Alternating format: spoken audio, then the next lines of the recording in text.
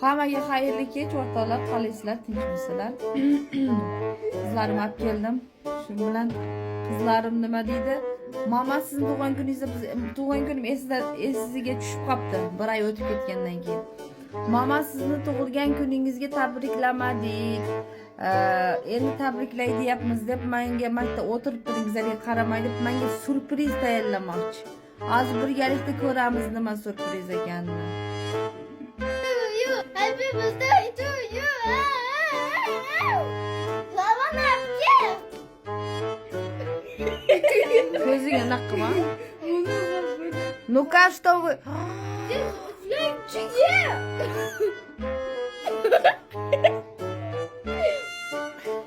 Lavaş.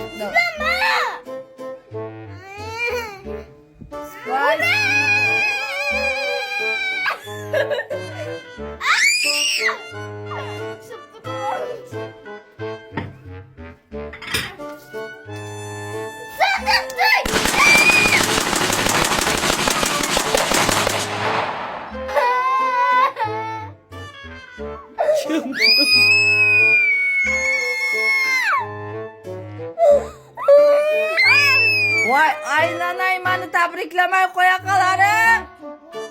Tabriklamay qo'ya qolarim.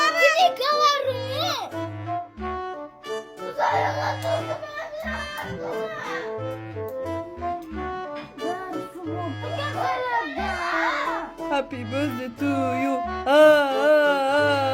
Happy birthday to you. Çıkıp geçin. 33 yaş mübarek. Ne?